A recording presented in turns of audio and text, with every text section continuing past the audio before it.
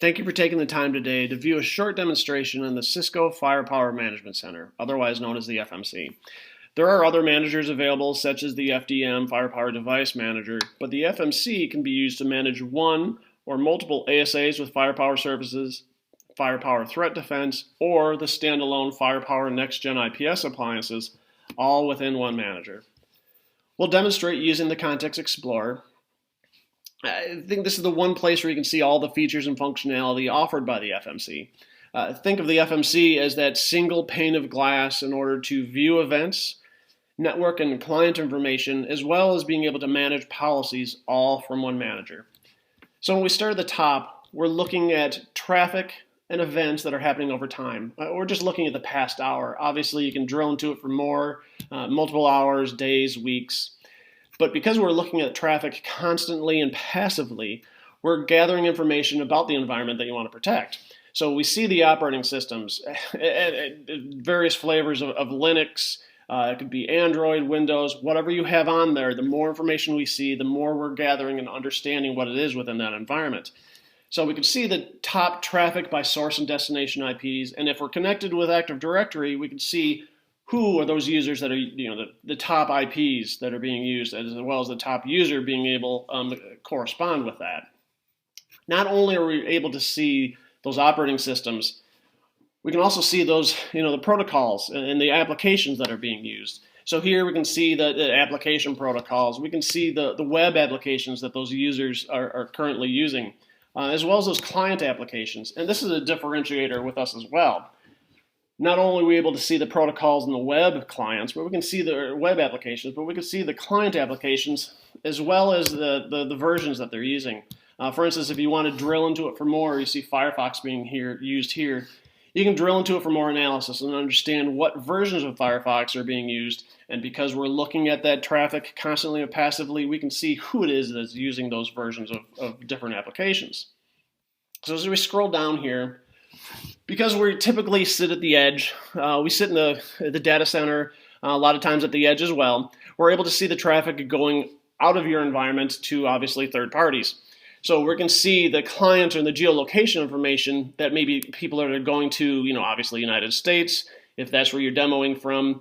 If you're going to have events that are going to or coming from certain places like maybe Canada, if we can see Canada on the list. Australia for that matter, and events by sending country and source country. Able to understand where the events are coming from, as well as any of your traffic. You can also drill into it. You can also write a policy to say, if I don't want traffic going to or from someplace in Canada, for instance, we can block that Canada traffic. If it's malicious content or not, we can still understand that and see that and block it.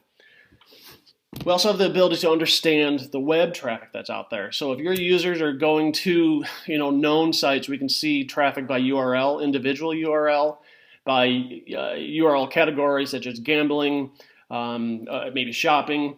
And because we can see it, we can also control it, as well as web reputation, well-known, benign sites that you might want to be blocked for your customers anyway. As we scroll up a little bit, we'll see file information. Same thing with everything else that we've seen here. We see traffic constantly, we see passively. We're able to understand the files that are traversing the environment. So from here, you can understand, you've got PDFs going from, through the environment or through the sensor. Be able to control that as well because we see, Microsoft executable. And I should point out here, I like to say, when I worked within the enterprise, we typically would have a policy saying no one could send zip files or executables through email. And typically anyone that's in IT knows you just change that extension from a .exe to a .txt, send it through email, and Exchange lets it go through no problem. We look at more than just the extension. We're looking at the file itself, understanding what type of file that is. If you have a policy that says block executables or zip files from going through any of your mail protocols, we're going to see that. We're going to give you the ability to block that. The one key feature here is with file information, you're going to get that out of the box anyway.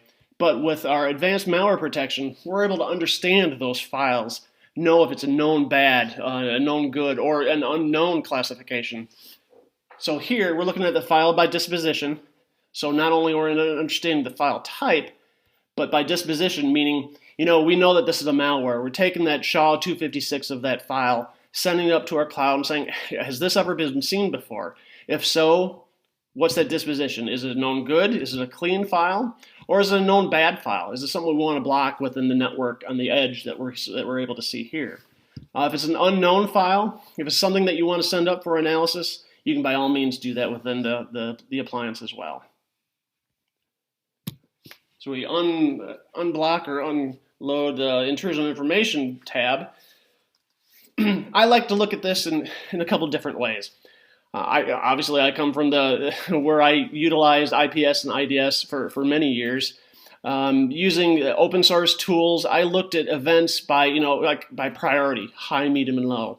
If it's high, obviously that's something that I want to look at. In this case, we see 96 high events. Maybe only we see over 3,000 in just the past hour, medium priority events. Typically, I spend all my time looking at those highs and mediums, but for the most part, a lot of those were not going to be impactful to my environment. It might be an attack type, an IIS buffer overflow, but it's targeting my Apache web server. Basically, I'm protected by default. But when I looked at events by impact, I typically would look at impact ones. These are the events that are impactful to my environment. I am susceptible to that type of an attack. We're going to flag that and raise that flag up and say, hey, this is an event that if it got in, if you're not in line, we're not, obviously you want to block that because it's something that is impactful to your server. So if it's an IIS buffer overflow, someone plugged in a new IIS server in your DMZ, you want to be able to see that. If it's vulnerable to this attack and we see that coming in, we're going to flag that up and let you know this attack will be successful if not blocked. And we're able to give you that information. Impact 2s, 3s, they're good to look at as well. It might be a web type of attack targeting a web server, but you're not vulnerable to it. You're either patched or you have a different operating system that's not going to be successful. So that's where that whole visibility thing comes to at the very top. When I mentioned we're looking at traffic constantly and passively, getting that understanding of your environment in order to put the protections in place, the right rules in place to make sure that you are protected. So the system can do some automated tuning because it sees that information out there, sees those operating systems, sees those applications, and can recommend the rules to put in place for you. We also have security information, or security intelligence rather. This is where actually Talos is involved in all of these steps that we're talking about, but this is one place that I like to talk about Talos, because they're the ones that they're looking at attacks on a regular basis. They know where they're coming from. Bad URLs, bad IPs that are maybe IPs that are related to botnets or command and control servers. We're going to give you that information here. Tell you, you've got some traffic going to known command and control servers. Flag that out here. Give you that information. Let you know, obviously, if we see it, we can block it. But give you that information, and you can dive into it for more information if you want. But using that information, also feeding that into what we call indication of compromise. So this is where I would typically look at, well, probably on a regular basis, but definitely, at the beginning of the day, end of the day, finding out who basically my troublemakers are. We see in just the past hour, we see this one host is involved with multiple, at least 3 indications of compromise. What does that mean? That means they are going to known command and control servers. Maybe they downloaded some file that's malicious that wasn't blocked. You didn't have the system blocking that file on the network.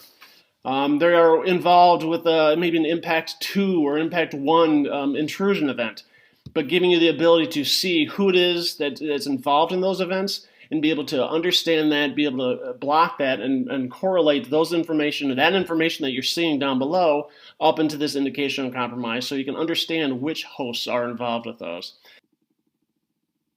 That was a real quick overview of what we're able to see within just the Context Explorer. But as I showed on the other graphs, and anything that's in here, you're able to click on those icons or those graphs, those bar charts, able to drill into it for more analysis in order to demonstrate even more functionality that you're going to get within the FMC. Thank you.